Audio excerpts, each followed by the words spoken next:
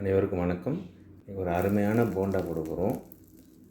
மைதா தயிரெல்லாம் mix பண்ணி ஒரு கார போண்டா, சூப்பரான கார போண்டா எப்படி செய்யலாம்னு சொல்லிட்டு பார்க்கலாம். முதல்ல நம்ம 2 கப்பு மைதா போட்டுக்கலாம். 2 கப் போட்டாச்சு.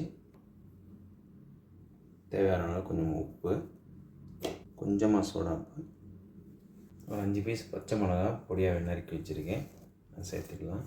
2 பெரிய வெங்காயம் இந்த மாதிரி வெட்டி வச்சுருக்கேன், சேர்த்துக்கலாம். 5 இலை கருவேப்பிலை எடுத்து இந்த மாதிரி வெட்டி வச்சுருக்கேன், கருவேப்பிலை சேர்த்துக்கலாம். குழம்பு எடுக்கிற ஸ்பூனில் 2 ஸ்பூன் அளவுக்கு தயிர், லேசாக அதில் தண்ணி தெளிச்சுக்கிட்டு இந்த மாதிரி மிக்ஸ் பண்ணிக்கலாம்.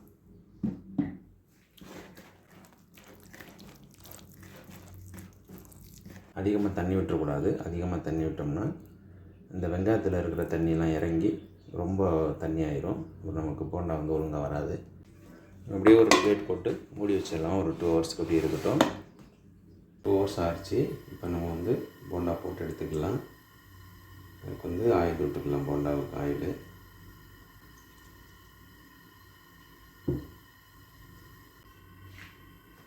எண்ணெய் காஞ்சிருச்சு. நம்ம ரெடி பண்ணி வச்சுருந்த போண்டா மிக்ஸ் இந்த மாதிரி சைஸில் போட்டு எடுத்துக்கலாம்.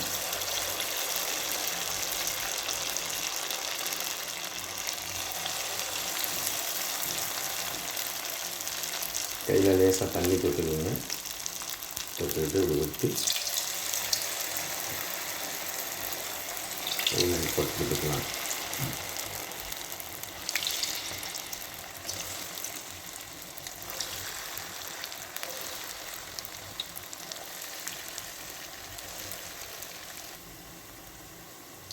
இந்த போண்டாவில் நம்ம எந்த ஒரு ஃபுட் கலரும் எந்த ஒரு கெமிக்கல்ஸுமே நம்ம ஆட் பண்ணல.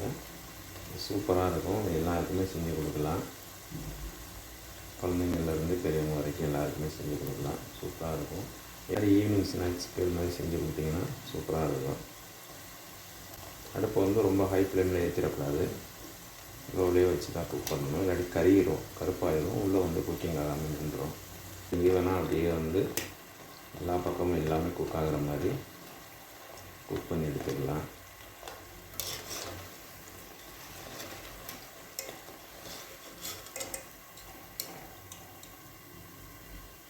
ஒரே மாதிரி கலரில் எல்லாமே குக் ஆகிடுச்சு.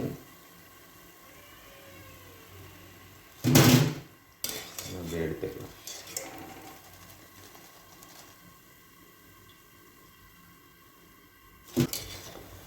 எல்லா மாவையும் போண்டா போட்டு எடுத்தாச்சு.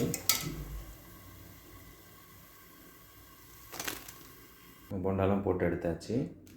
அவ்வளோதான். போண்டா பாருங்கள், சாஃப்டாக இருக்குது, மொறுமொறுன்னு. நீங்களும் இதே மாதிரி ட்ரை பண்ணி பாருங்கள். எப்படின்னு சொல்லிட்டு கமெண்ட் பண்ணுங்கள். மறக்காம நம்ம சேனலை சப்ஸ்கிரைப் பண்ணிக்கோங்க. நன்றி.